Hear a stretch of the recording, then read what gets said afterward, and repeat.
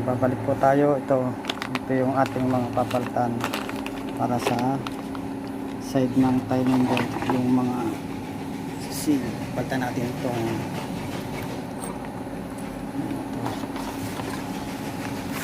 tensioner, dalawa.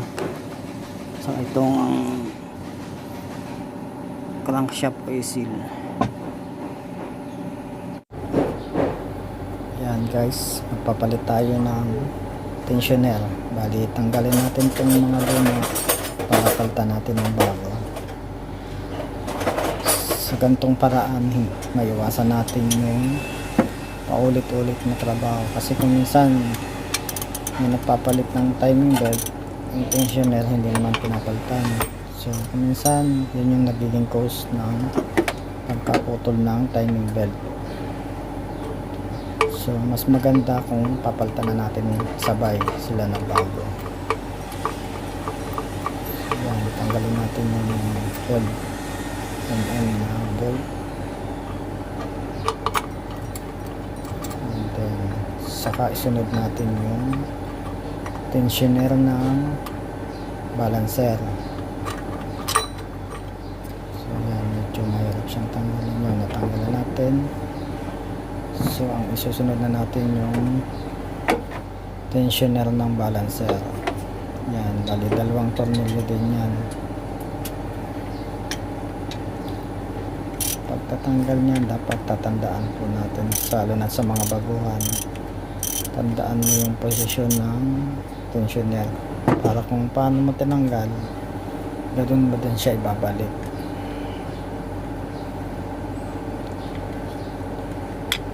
So yan, yung tinatanggal na natin. Yan, ingatan natin yung spring na manlaglag.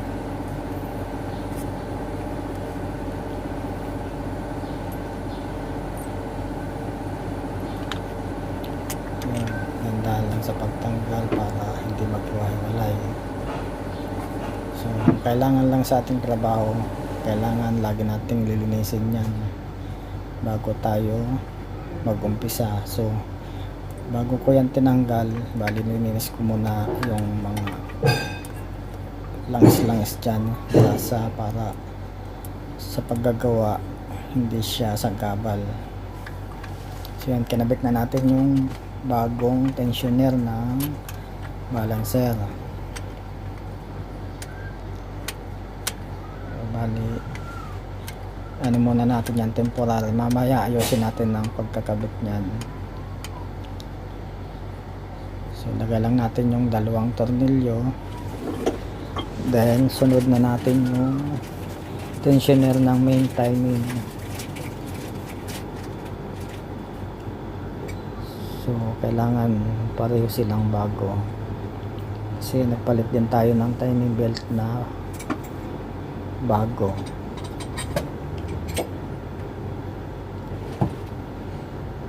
Bali yung cylinder head guys is nakuha ko na. So bali sa susunod is i-settings ko muna yung barbula nya, i-grind ko muna siya para walang singaw. So yan, kinakabit na natin yung tensioner ng timing belt na malaki.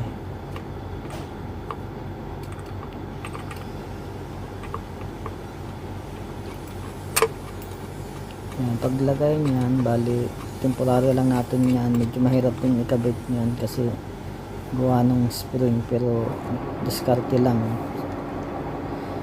So yan, susunod natin tong seal ng balancer. Meron yung seal niya. Yan, tanggalin natin ng screw. Ganyan lang pagtatanggal niya. Squatin nyo lang yan. Ganda lang para hindi huwag magkatama yung housing nya. Then pag natanggal na natin yan, yan yung bago. So linisin natin yung paglalagyan. Then so bago nyo pala ilagyan nyo ng grasa. Bali siya yung maglulubricant para hindi agad masira yung silpag umandar yung makina. So So yung siya magbibigay dulas. Lagyan na natin ng konti, medyo na parang pero dapat konti lang. So yan, nalagyan na natin yung seal. So balik na natin yung linya. Yan, linisin lang natin ng maayos.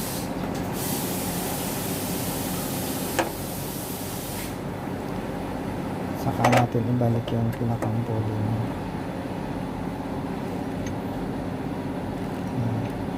Mayroon yung gatla, itatapat mo lang yung gatla. Saka mo lagyan ng tornilyo.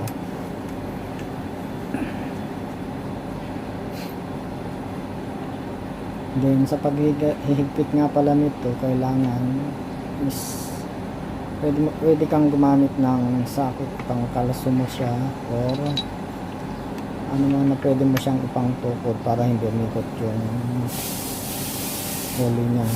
Yan. Hindi ko na magpakita sa inyo kasi mahirap. Yan, nagkitang ko na siya. Susunod na naman natin yung sa baba na balansera.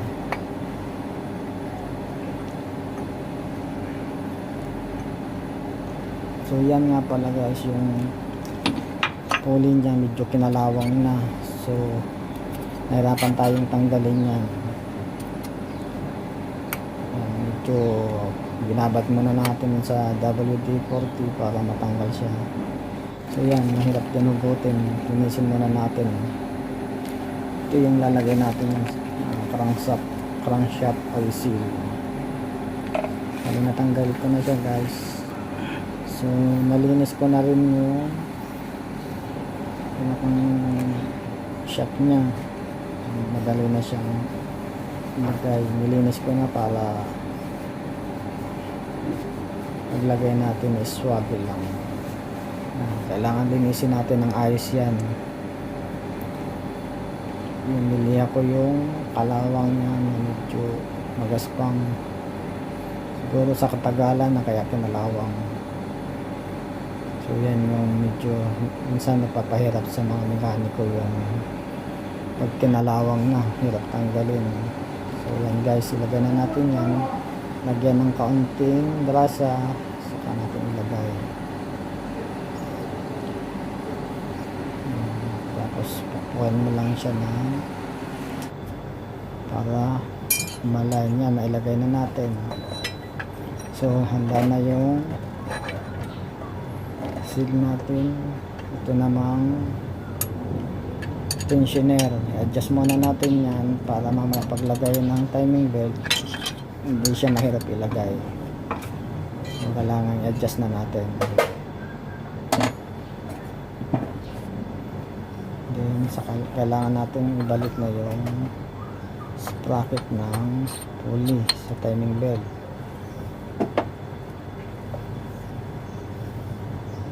Then saka natin ilagay yung timing belt na maliit.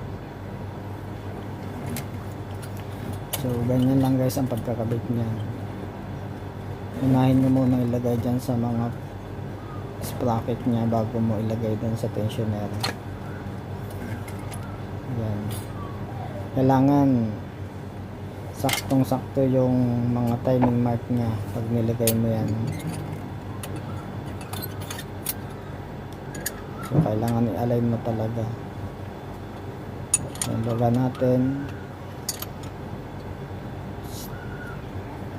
tingnan natin yung tension niya,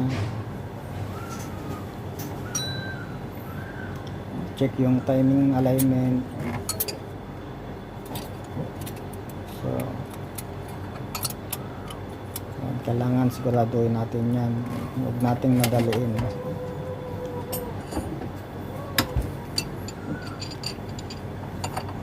Yan, pwede nating ikutin siya.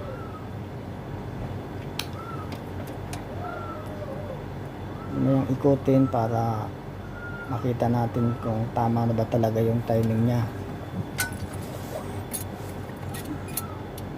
Yan na guys, check ko na yung timing niya. sakto lahat. So medyo sumabla yung timing natin. Kailangan natin release yung tensioner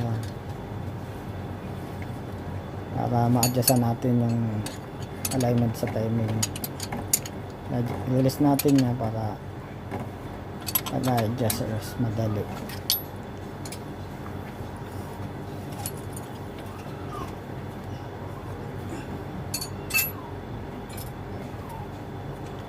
Yan, tanggalin muna natin yung timing belt, ipihit ng konti. Pag tingnan ng sakto na, saka natin ibalik ulit.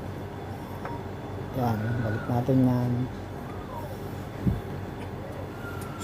Then logan ulit natin yung tensioner. Then double check ulit kung tumama na lahat.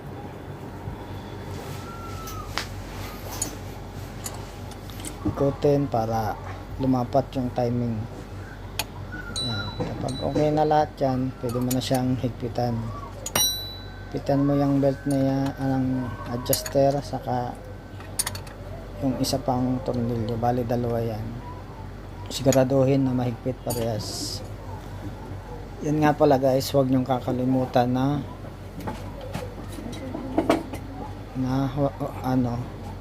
may kalimutan nyo na hindi kayo malimutan nyo nung higpitan yung mga tornilyo. Di baling matagal basta't sigurado yung trabaho natin, hindi yung nagmamadali tayo tapos may malilimutan. So yun ang pinakamalaking problema. So bago natin yan iwanan yung trabaho niyan is kailangan sure na lahat ng tornilyo is nahigpitan natin. Ngayon, kung nagdududa ka, pwede mo ulit siyang ulitin. Tingnan mo ulit lahat ng tornilyo, i-check kung mahigpit ba talaga. So, yan. Kasi kung minsan, nakakalimutan. So, kailangan natin ulitin bago natin iwanan ang isang trabaho. So, ito nga pala guys, yung clutch span. So, bago yan, kararating lang. Buksan natin para kita natin. Yan. Naka-plastic pa siya. So ilalagay natin yan dito sa luma.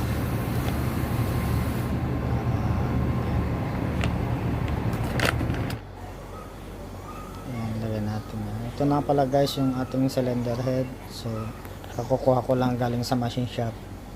Mali ako na yung mag-settings ng barbula. So yan, kasi okay pa naman siya. So ilalapin